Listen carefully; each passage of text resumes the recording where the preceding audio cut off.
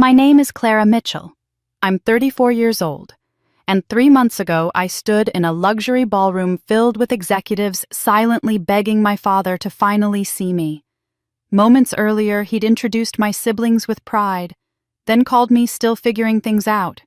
What he didn't know, I'd just become the youngest female brigadier general in U.S. Army history. I was dizzy with disbelief. Years of silent sacrifice dismissed in one joke. Then a voice cut through the crowd. Wait. Brigadier General Clara Mitchell. If you've ever been underestimated by your own family or hidden your biggest accomplishments just to stay loved, this is your story too. Like, subscribe, or share your story in the comments. Where are you watching from tonight? Growing up in the Mitchell household meant one thing: success was non-negotiable. Not the kind born of quiet fulfillment or personal peace, but the kind printed on business cards and delivered in firm handshakes. My father, Jonathan Mitchell, was the architect of that vision. An executive at Stratforce Solutions, a major defense contractor, he moved through the world like a man who'd already conquered it. He'd tell people he built bridges between the Pentagon and the private sector.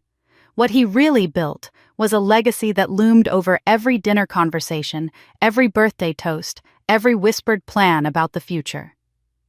My siblings didn't just walk the path he laid, they sprinted down it. Ben, the oldest, was practically born holding a scalpel.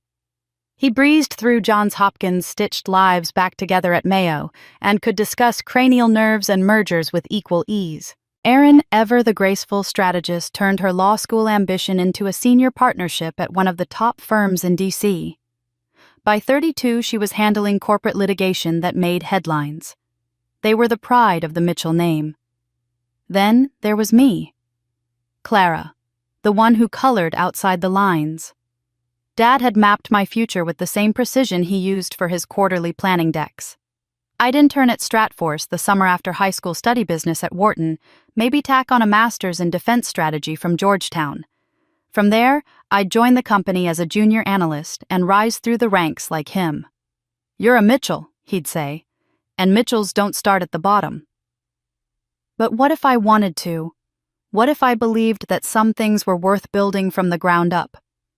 It wasn't that I rejected success.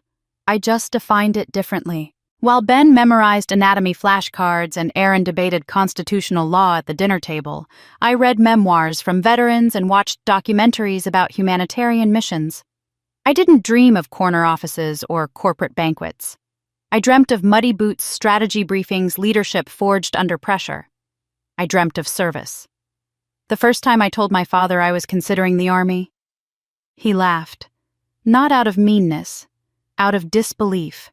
Like I'd just said I wanted to run off and join a traveling circus. "The Army," he repeated, lowering his fork with theatrical slowness. "Clara, the military is for people who need direction, not for people born with options. Or maybe it's for people who want to earn what they have," I said, my voice trembling even as I forced eye contact. He didn't yell. Jonathan Mitchell didn't yell. He deconstructed, like a man dismantling a bad proposal. "You've got an internship at Stratforce lined up for June," he said. "Your resume could be bulletproof by 23. Why throw it away chasing uniforms and salutes?" My mother, Evelyn, placed a gentle hand on his arm. "Jonathan," she said softly, "times have changed. Military leadership offers remarkable opportunities now." He gave a tight smile, the kind that ended arguments without solving them. "The real decisions happen in boardrooms, not battlefields," he said, and that apparently was that. But I had already decided. Quietly. Completely. A week after graduation, while Ben was shadowing a neurosurgeon and Erin was interning on Capitol Hill, I stepped into a small recruitment office tucked between a diner and a strip mall. Captain Lisa Morales greeted me in pressed fatigues and a stare that saw right through hesitation. "You're not here for brochures," she said after 5 minutes. "You've already made up your mind." I nodded. "Why?" "Because I want to matter," I told her. "Not just to my family or on paper. I want to be part of something that demands more than ambition. I want to lead where it counts." She leaned back and studied me, then said words I'd never forget. "We need thinkers as much as we need fighters." Sounds like you're both. When I finally told my parents it didn't go well, Evelyn looked torn, part anxious, part impressed. I saw something flicker behind her eyes that felt like understanding, even pride. But Jonathan, his face turned a color I'd never seen. Not red, not angry, just dark, like disappointment settling deep in his bones. "You're throwing away everything I've built for you," he said, voice low and deliberate. "You're choosing structure over strategy. Do you even understand what that means?" "I understand that I don't want to be handed a ladder," I said. "I want to climb one I've built." The conversation ended in silence. Not the kind that comes from mutual reflection. The kind that builds walls. I still remember the look he gave me the night before I shipped out. He didn't say goodbye. Just nodded once like I was going off to boarding school instead of basic training. Ben hugged me too tightly. Aaron said nothing but pressed a note into my hand with a quote from Ruth Bader Ginsburg.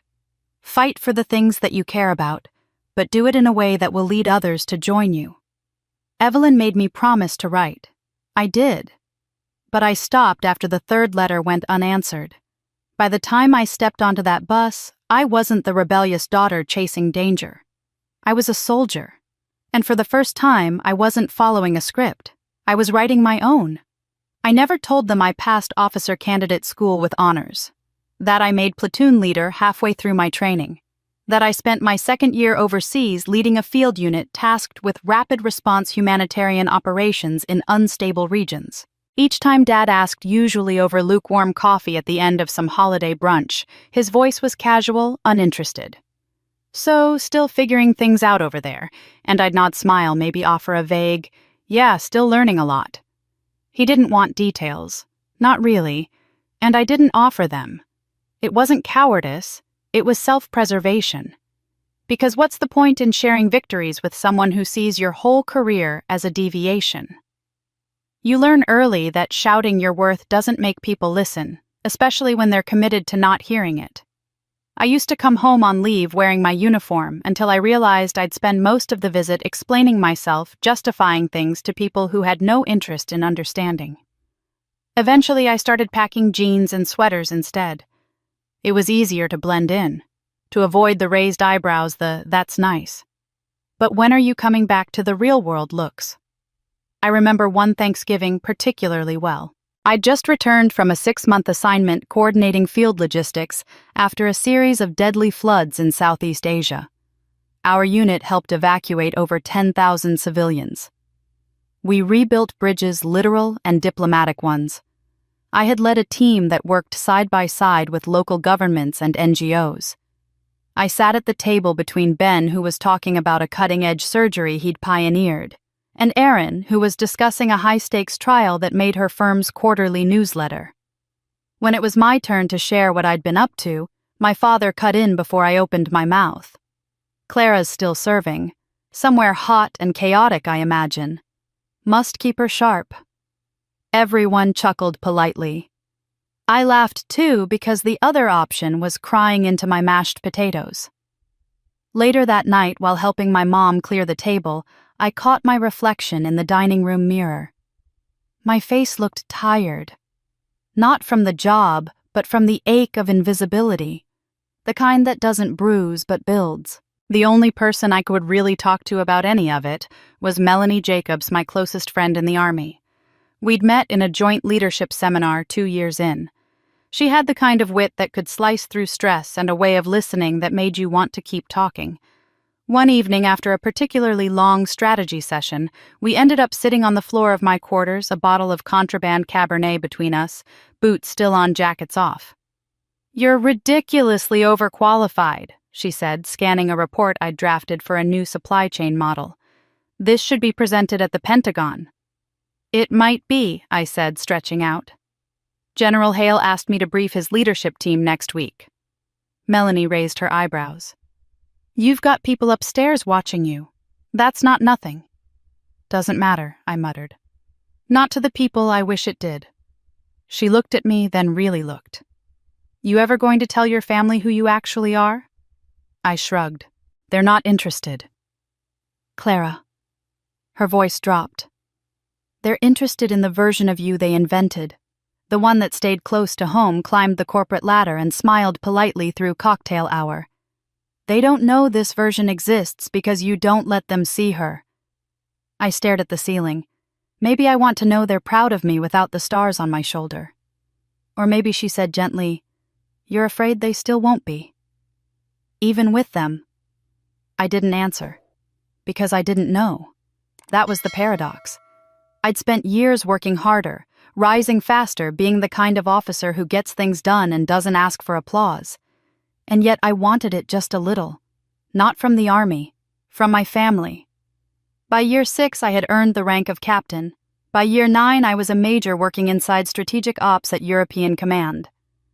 That's when General Marcus Hale took notice. Hale was sharp, rumored to be on the shortlist for Chief of Staff, and had a reputation for finding unpolished brilliance in unexpected places. He wasn't interested in my resume. He was interested in how I thought. After a planning session on troop mobility across fractured terrain, he pulled me aside. "Mitchell," he said, squinting, "your brain doesn't fire in straight lines." "That's a good thing." "Thanks. I think you think around problems. You connect what others miss. You're not just a tactical leader. You're a strategic one." It was the first time I'd heard that. Not as flattery, but as recognition. He started bringing me in on larger discussions, resource reallocation, international logistics, simulation modeling. I sat in rooms where maps stretched across walls and lives hung on decisions I helped influence. I was 29 and drafting contingency plans for Eastern Europe. But still at home, I was just Clara, the one in uniform still figuring things out. At my 30th birthday dinner, Aaron toasted me with a smile. To Clara, our globe-trotting little sister, keeping the world safe, one base at a time. Everyone laughed. I smiled too, because that's what I did best, carry the silence like armor. Inside, I wanted to stand up and tell them everything. About the policy memo I co-authored that got quoted by the Secretary of Defense. About the NATO exercise I led that shaved response time by 18 hours. About the damn medal I hadn't even told Melanie I received. But I didn't. I chose silence again. Because some part of me still hoped they'd one day see me. Not the uniform, not the resume, just me. And love me without having to be impressed. At 33, I stood on a stage beneath an American flag surrounded by officers who'd seen me at my best and my breaking point and accepted the silver star that made me a brigadier general. The youngest female in U.S. Army history to earn the rank. There were applause and formalities, hands shaken and photographs taken. My dress blues felt heavier than usual, not from the weight of the new insignia, but from everything it meant and everything it didn't. General Hale pinned the star himself. He didn't smile much in public, but when he looked at me that day, his nod carried weight far beyond the ceremony. "Mitchell," he said, "you've earned this tenfold." "Thank you, sir." He held my gaze. "Your family should know." I swallowed. I'm not sure it would change anything. "You don't think your father would be proud I didn't answer right away?" In the silence, Hale studied me like I was a strategy map. "You remind me of my daughter," he finally said. "Same fire. Different battlefield." That night I celebrated with my unit. Melanie smuggled in a cake shaped like a star, and our medic Sergeant Reyes attempted a toast that devolved into laughter halfway through. No one outside my military circle knew what had happened. Not officially. Not even my family. Ben found out by accident 6 months later. We were both speaking at a joint conference on medical logistics and military response to trauma care. I had just finished a panel on optimizing field strategy in conflict zones when I ran into him in the hallway. "Clara," he said, blinking. "That was..." "You?" I smiled awkwardly. "Surprise. You're... General Mitchell? That's your name on the briefing folder. Only in certain circles." He stared at me speechless for once. Then he shook his head slowly, a half laugh escaping. Does Dad know? No. And I'd appreciate it if you kept it that way. He paused. Why, I looked past him to a group of officers in line for coffee. Because it won't matter, Ben. I've gotten this far without his recognition. I'm not going to chase it now. He didn't press, which I appreciated. Just gave me a hug and said, I'm proud of you, you know. I know. That's enough.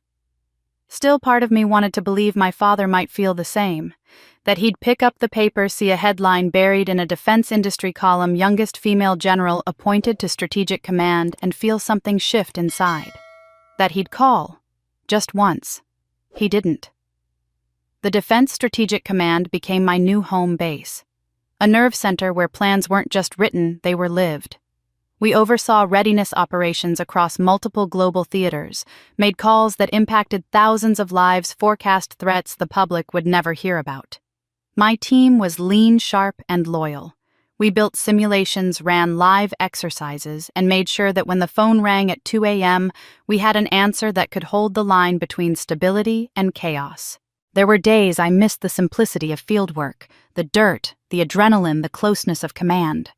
But here, in this high-security, windowless space, I was using everything I'd learned.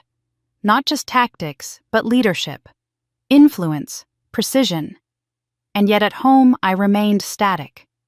To my parents, I was still stationed somewhere in Europe, still in uniform, still figuring things out. Then the invitation arrived. It came in a thick, cream-colored envelope, embossed with the Stratforce Solutions logo and sealed with gold foil. You are cordially invited to a retirement dinner in honor of Jonathan Mitchell, Executive Vice President, celebrating 30 years of service to national defense. I read the words 3 times before I realized I was holding my breath. I hadn't attended a Stratforce event since high school. Back then, I wore borrowed blazers and carried resumes I hadn't earned. This time, I carried credentials that spanned continents. But still, I hesitated.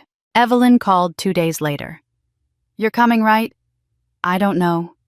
Clara, she said gently, it's important to your father. I stared at the ceiling. He's never made me feel important to him. A pause. Then, he's proud in his own way. His way feels a lot like silence. Maybe it's time to say something, she said, her voice quieter now, or let him see for himself. I didn't decide right away. I turned the invitation over on my desk, reread the embossed lettering like it might hold some answer. I asked myself 100 versions of the same question. What would it change? I wasn't looking for an apology. I wasn't even sure I was looking for recognition anymore. But part of me, the part that still wanted to be seen, wondered what would happen if I showed up. Not as a daughter seeking approval, but as a general walking into the lion's den, finally done pretending to be small. The ballroom at the Lexington Regency gleamed with polished marble and uplighting so precise it probably had its own budget line. Stratforce Solutions didn't do subtle, especially not for a man like Jonathan Mitchell. 30 years of corporate loyalty, billion-dollar contracts, and handshakes with high-ranking officials.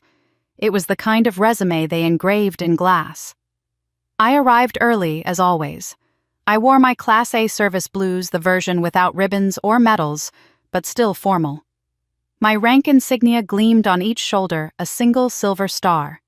Clear to those who knew what it meant. Invisible to those who didn't. Most in that room didn't. The concierge barely glanced at me as he took my coat.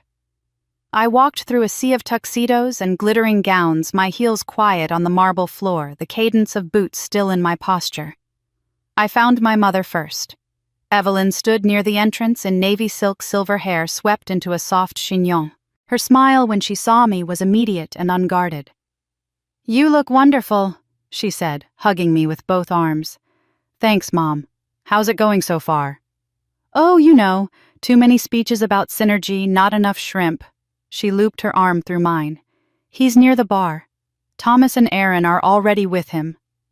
As we walked across the ballroom, I braced myself for the tableau I knew too well, my father, whiskey in hand, spinning tales of global strategy to a rapt audience while my siblings flanked him like a board-approved support team. Ben, in a crisp, tailored suit, nodded with practiced charm. Aaron, sleek in emerald satin, laughed at just the right volume. They knew how to play the room. Clara. My father said, his tone sliding easily into the space between surprise and disapproval. Still in uniform. You could have dressed up for once. I smiled the way soldiers do when they're taught not to engage. This is dressed up. For me. He chuckled as if we were sharing a joke I hadn't agreed to. Stan, you remember my daughter, right? Still figuring things out in the army, he said, gesturing to a man beside him in a navy blazer. Nice to see you again, I said, offering my hand. And actually, I oversee operations at Defense Strategic Command now. Stan blinked, smiled politely. Oh? Impressive. Thank you for your service. Her brother's the real star, Dad continued, gesturing to Ben. Did a spinal implant last month that made the evening news. Ben shifted, clearly uncomfortable. Aaron gave me a look from across the circle, equal parts sympathy and resignation. I took a slow breath. The worst part wasn't the dismissal. It was how normal it felt.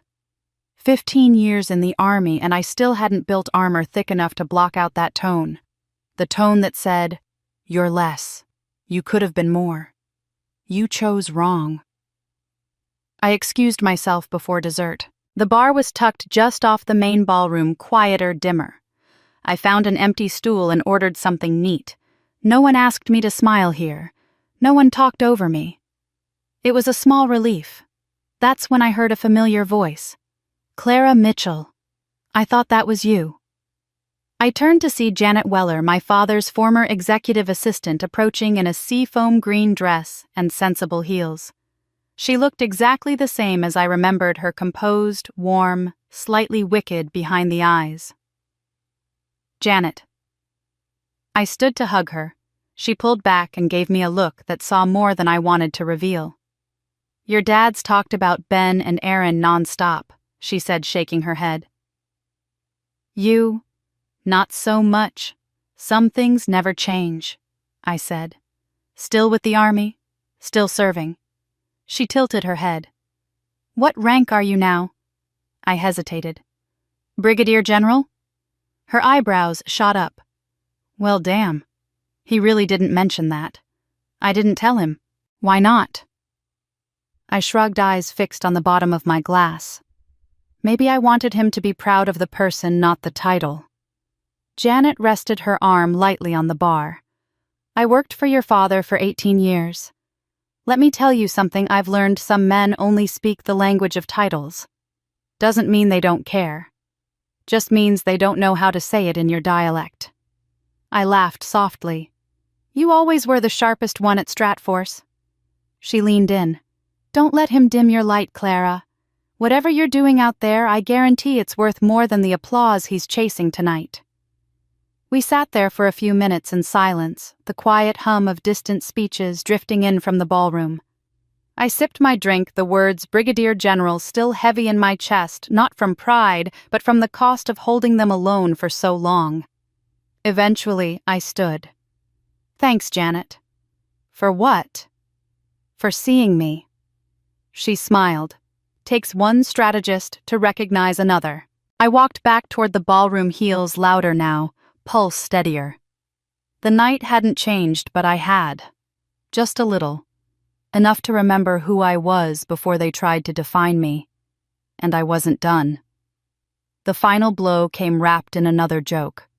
We were at the dinner tables now, crystal glasses filled, linen napkins folded like origami. The room buzzed with the kind of polite reverence reserved for senior executives and award ceremonies. At the family table near the front, I sat between Ben and Aaron, silently enduring a summary of our lives delivered by Jonathan Mitchell himself. My son Benjamin, he said into the microphone, saving lives at one of the best hospitals in the country. And Aaron leading litigation at a firm that negotiates billion-dollar mergers before lunch. Polite applause, smiles all around. Then his eyes landed on me. And Clara, he said with a slight smirk, chose a different path. Joined the army after high school. Still serving. Still, making her way. The applause faltered. A few confused looks passed across nearby tables. My hands clenched beneath the tablecloth. Still making my way, I had briefed the Secretary of Defense twice in the last month. I oversaw readiness protocols that impacted thousands of personnel. I had earned a star no one at this table could comprehend the weight of. And yet I sat here reduced to a family footnote. Structure's good, my father continued with a chuckle, especially for those who need it. Keeps you out of trouble, and maybe one day we'll get Clara back into the real strategy game. That did it. I stood my napkin falling like a flag of surrender. Or declaration. I wasn't sure which. Ben reached for my arm. I shook him off gently. I didn't cause a scene, didn't raise my voice. I simply walked away, the weight of my father's laughter echoing behind me. I reached the back of the ballroom near the double doors. Just a few more steps and I'd be gone, dignity mostly intact. Then I heard it. Wait. One word. Sharp. Commanding. I turned. It was General James Porter. He had been seated at a VIP table across the room, gray hair, formidable build, eyes like sonar. I recognized him instantly. Everyone did. Porter was a retired 4-star general, once second in command at Strategic Command, a legend in both military and corporate defense circles, and now, as I knew from Hale, a senior advisor to Stratforce. He was standing now, slowly, eyes locked on mine. "Brigadier General Clara Mitchell," he asked again, louder this time. The room hushed. Chairs stopped moving. Glasses froze mid-air. Even the orchestra paused. "Yes, sir," I said, my voice clear and unwavering. He nodded once. "I thought that was you. We met at the Pentagon during the task force briefing last fall. Pacific Readiness Realignment, correct? Yes, sir. You led that initiative." "I did, sir. Along with my team." He turned slowly, addressing the room like the seasoned leader he was. "Ladies and gentlemen," he said, "this young woman, this soldier your host just called still making her way, is Brigadier General Clara Mitchell, one of the sharpest strategic minds in the modern U.S. military." Murmurs swelled. My father didn't move. His face was pale, his jaw set in confusion. Or was it denial? Porter continued. "Her readiness initiative, approved last quarter by the Department of Defense, streamlined logistics across the Pacific region, cut costs by $320 million, increased efficiency and response by 22%. And the framework used in that initiative." He gestured toward the Stratforce logo emblazoned on the banners. "Is now a foundation of your company's own restructuring model." Heads turned toward Jonathan. Stratforce executives whispered behind napkins. Someone gasped audibly, and Porter added, "She accomplished all that while leading a team under intense international pressure, balancing diplomacy and military presence with the finesse of someone twice her age." Silence fell again. You could have heard a ribbon drop. Then something clattered. The microphone slipped from my father's hand and hit the podium with a loud thunk, echoing like cannon fire through the room. His face was blank. No speeches left, no punchlines. Porter looked at him squarely. "Jonathan," he said, "you never told us that was your daughter, the one who practically redrew our regional defense map." Still, my father said nothing. His mouth opened, then closed. The silence, for once, was not mine to carry. Richard Gaines, the current CEO of Stratforce, stood slowly. "Brigadier General Mitchell," he said, approaching me. "We weren't aware. Please forgive the oversight." "No apology needed, sir," I replied, eyes still on my father. "I'm not here for recognition." "But you deserve it," Gaines said, shaking his head. "You deserve far more than what we've shown tonight." I nodded once and turned back toward the table. Ben stood up, subtle pride flickering across his face. Aaron looked stunned. My mother's eyes glistened as if she'd just found the daughter she'd always known was more than the room believed. I reached the table and my father stood. He looked at me like a man trying to see something that had been in front of him all along. "Clara," he whispered. Then louder, "General Mitchell." There was something in his voice I hadn't heard in 15 years. Reverence. He moved as if to speak again, but stopped. His hand, still slightly trembling, found the back of his chair. I sat beside him, the star on my shoulder shining just a little brighter in the chandelier light. The rest of the program continued, but I don't remember the speeches.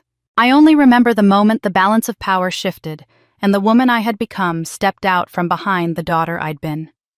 No more pretending. No more minimizing. From this moment forward, I would no longer shrink to fit the room. Let the room expand to meet me.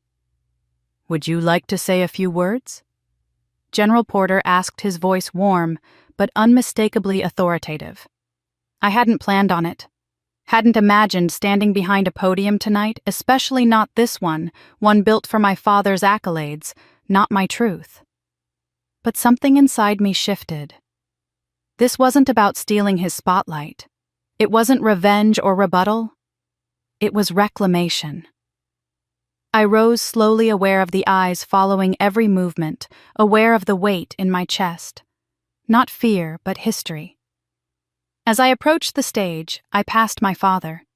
He looked up at me, still standing, his expression unreadable. A part of me still expected the old script, a scoff, a correction, a dismissive joke. But none came. The microphone was still slightly tilted from where he had dropped it. I adjusted it carefully, the hum of the sound system quieting the room. I looked up, and for a moment I saw not a ballroom, but every room I'd stood in where I'd been underestimated. Every room where I'd held my tongue. This one was different now. "Good evening," I began. "For those of you who don't know me, and I imagine that includes most of the people in this room, I'm Brigadier General Clara Mitchell. But tonight I'm also just Clara, daughter of Jonathan Mitchell." The room was silent, expectant. I wasn't planning to speak. In fact, I wasn't even sure I was going to attend. But sometimes moments find us whether we're ready or not. I let my eyes scan the audience, slowly grounding myself. I've spent the last 15 years building a career in the military. I've led field units, developed strategic frameworks, and most recently directed large-scale readiness operations at Strategic Command. It's a job, I believe, in a job that humbles me every day. But I've kept much of that life separate from my family. A murmur of recognition rippled through a few tables. Why? Not because I'm ashamed, but because I wanted something that's hard to admit even now. I wanted to know I was loved without my accomplishments, that my worth didn't have to be worn on my shoulders to be seen. I glanced at my father. His eyes didn't waver. My father and I haven't always understood each other. He comes from a world of boardrooms and briefings of stock performance and strategic leverage. And I work in a different kind of strategy, one where lives, not numbers, hang in the balance. There was no accusation in my voice, only honesty. But what I've come to understand slowly and imperfectly is that we are not as different as I once believed. My father taught me to think critically, to value precision, to never underestimate the power of preparation. Those lessons, though, delivered in a different uniform, shaped the leader I am today. A pause. The room was utterly still. I've spent a long time hoping he might see me. And now I realize maybe he was hoping the same thing. That I'd see him too. I looked at Jonathan directly now. "Dad, you built a career that impacted national defense from the private sector. You made decisions that shaped supply chains, developed solutions, and forged partnerships that kept this country safe. I see that now. I respect it." I saw something shift in his face, something that softened just a little. A father disarmed. This room is filled with people who've built careers, closed deals, earned titles. But the most difficult work any of us ever do, I said, turning back to the crowd, is in our relationships. In finding ways to connect across disappointment, across differences, across silence. Another beat. I could feel emotion threatening to breach the walls of my composure, but I held steady. Tonight wasn't what I expected, but maybe it was what I needed. Maybe what we all needed. I offered a final small smile. Congratulations, Dad, on a remarkable career. And thank you for giving me the strategic mind I use every day, even if it took a different battlefield to prove it. I stepped back from the microphone to quiet, heavy applause. Not thunderous, but sincere. As I returned to the family table, the applause grew louder. I saw Ben clapping with a kind of quiet awe. Erin had tears in her eyes. My mother's hands were clasped over her heart. And my father. He stood as I approached. Not sharply, not in the way soldiers stand for generals, but deliberately. Like something old in him had broken open. He looked at me, really looked. Then extended his hand. "General Mitchell," he said, voice rough but steady. No smirk, no air quotes, no qualifiers. I took his hand. "Thank you," he added almost in a whisper. And then something extraordinary happened. He lifted his glass, not high, not dramatic. Just enough to say, "I see you now." It wasn't a military salute, but it might as well have been. And for the first time, I felt the fracture between us start to mend, not with applause, not with accolades, but with recognition. Sometimes peace comes not as surrender, but as a quiet offering. One outstretched hand, one spoken name, and one father finally seeing the daughter he didn't know he had. The ballroom emptied slowly, guests drifting out with leftover conversation and wine. Laughter still echoed faintly off the marble, but the spotlight had moved on. The real event for me had only just begun. Mom found me by the hallway and touched my arm. "He wants to speak with you." Alone. I hesitated. "He's waiting in the executive office down the hall," she said, her voice soft. "And Clara, be gentle. He just had his world redefined." I nodded and walked past the portraits of Stratforce founders lining the corridor. My heels clicked against the tiles, a lonely metronome ticking off the distance between us. I stopped in front of the glass-paneled office door, took a breath, and pushed it open. My father stood near the window jacket draped over the back of a chair, his tie slightly loosened. The city lights spilled across his face and Stripe's corporate skyline gleaming behind him like a resume. He turned when he heard the door. "Clara," he said. Then after a pause, "General." We stood there quiet, just a father and daughter surrounded by walls lined with certificates, plaques, and Stratforce insignia.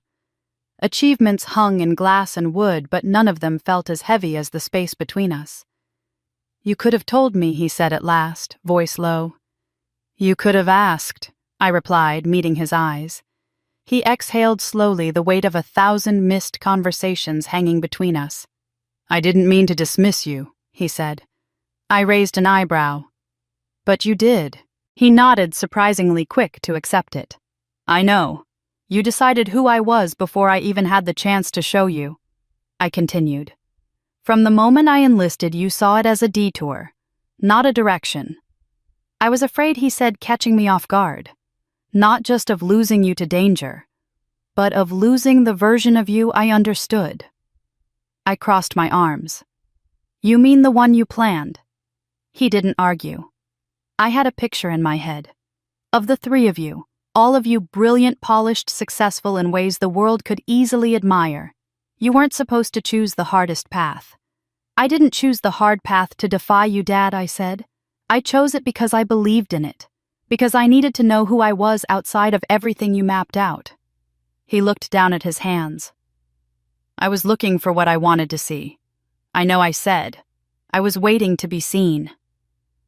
Another silence fell, but it felt different now, like both of us were finally listening.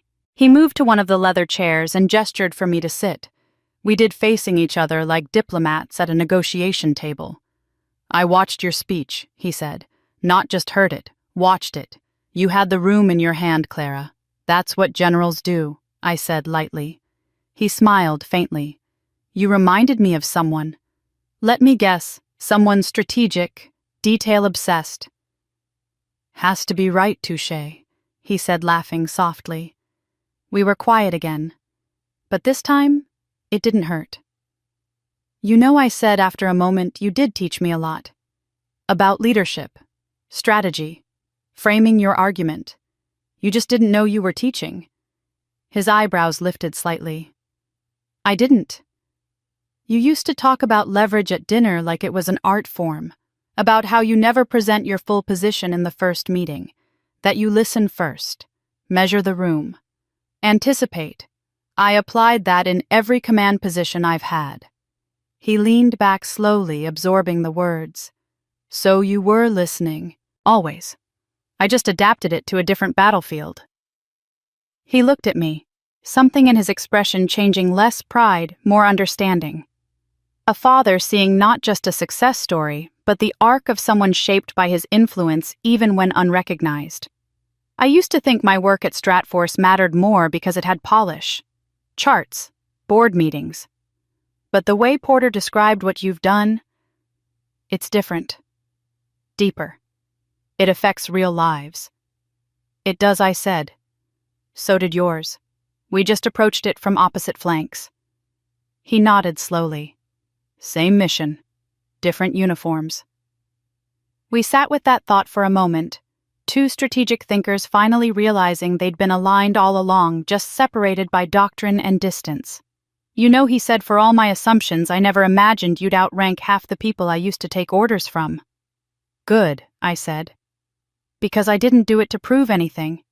I did it because it mattered to me. He stood, then walked over to the small bar cart in the corner and poured 2 glasses of scotch, his retirement gift from some admiral he used to brag about. He handed me one and we clinked glasses. To clarity, he said. To seeing, I replied. We drank in silence. There was still distance between us, still years of misunderstanding not easily swept away by one night. But for the first time in a long time, we weren't standing on opposite ends of the room. We were building a bridge, word by word, step by step. And both of us were finally crossing it. 3 months later, Sunday dinners feel less like reunions and more like rituals. Not the kind bound by obligation, but by choice. The Mitchell dining room has changed in subtle but meaningful ways. The centerpiece is still too tall, the china still flawless, but there's warmth now. Laughter spills between courses. Teasing replaces tension. And my title Brigadier General is no longer whispered like a secret. It's spoken aloud, threaded into conversation not as novelty, but as part of who I am. Aaron arrives first, usually in heels and with strong opinions about federal policy. Ben follows kids in tow, already negotiating snack terms and bedtime exceptions. My mom beams through it all, orchestrating the meal like a quiet general of her own. And then there's my dad. Jonathan shows up early now, helps set the table. Sometimes even folds napkins with military precision, though he won't admit he's trying to impress me. We don't talk about the retirement dinner much. Not directly. But it's there like a foundation beneath the new house we're building together. He's taken on a new role as a civilian advisor to the very military readiness committee I once briefed. The irony isn't lost on either of us. They asked for someone with deep contracting experience, he told me over coffee one morning. Apparently, I came highly recommended. I smiled into my mug. I might know someone who put in a good word. He didn't respond right away, but his eyes softened. Well, thank you. At dinner, the conversation flows easily. Ben and I go back and forth over advancements in field medical tech, each of us citing studies and pilot programs. Aaron interrupts to argue about defense budget allocations. Mom rolls her eyes fondly and changes the subject to her garden. Jonathan listens more now, not just to respond, but to understand. He asks questions about my work, not the vague kind, but real ones. What does your strategic unit actually do during peacetime? How do you build trust with foreign partners under pressure? What's your take on the Pacific Theater's long-term infrastructure? I answer honestly, deliberately. And I see it the flicker of admiration that's no longer buried under disappointment or preconceived notions. One night after the dishes are cleared and the conversation trails off into warm silence, he brings out a frame wrapped in soft brown paper. I had this done, he says, placing it on the mantel. It's a photo of the two of us taken at the end of his retirement dinner. I'm in uniform medals neatly arranged, silver star catching the light. He's standing beside me, not with an arm draped over my shoulder like he used to do with Ben, but simply standing tall beside me. Equal. We both look tired in the picture. Worn. But also seen. You okay with this being up here? He asks. I nod. I think it's where it belongs. Later, as we pack leftovers into Tupperware and argue over who's taking home the apple pie, I find myself reflecting on how healing really happens. It's not dramatic, not loud. It doesn't arrive wrapped in applause or punctuated by revelation. Healing is quiet. It's earned. It's strategic. Like any complex operation, it requires planning, patience, and above all, shared intel. The kind of mutual vulnerability that doesn't happen overnight. The kind that takes consistent effort and a willingness to be wrong. I once thought my father and I existed in different worlds. But now I know we've always been in the same one. We just spoke different dialects of leadership. He used boardrooms. I used battlefields. But at the core, we both cared about impact, integrity, the mission. I shaped my life using tools I learned from him. He's reshaping his worldview using truths he's learning from me. One night, long after everyone else has gone home, he lingers in the kitchen with a second glass of wine. I used to think success was what you could measure, he says. Titles, profits, charts. And now, I ask. He thinks for a long moment. Now I think it's about what you influence quietly, steadily, without needing to be the loudest person in the room. I look at him, not as the father I resented, not even as the man I impressed, but as someone who's finally willing to evolve. You helped me build the tools, I tell him, even when you didn't know you were. He nods, the corners of his mouth pulling into something that feels like peace. As I head toward the door, he stops me. Clara, he says. I turn. He's holding my uniform jacket, neatly folded, carefully handled. You forgot this. I take it from him and sling it over my arm. See you next Sunday, I ask. Wouldn't miss it, he says. Outside, the night air is cool, crisp, with the edge of a coming season. I walk to my car keys in hand, thinking about how far we've come. This isn't a story of transformation through confrontation. It's a story of recognition, of building new terms, of learning to say, I see you now. The battle between us is over. The mission ahead is connection. And for once, we're on the same side. Have you ever hidden your accomplishments because you feared your family wouldn't understand, or been seen through the lens of who you were, never who you've become? If this story resonates with you, I want you to remember something: you are not alone. Sometimes the most courageous path isn't the one with the medals or the praise. It's the one where you quietly keep showing up for your principles, your purpose, and eventually for your healing. I'm Clara Mitchell. I'm a brigadier general. But before all that, I was a daughter waiting to be seen. And now I stand not above my family, but finally beside them. If you've ever had to reclaim your worth in front of those who once doubted you, drop a comment. Share your city. Share your story. Because here we don't fight with bitterness, we fight with clarity, compassion, and strength.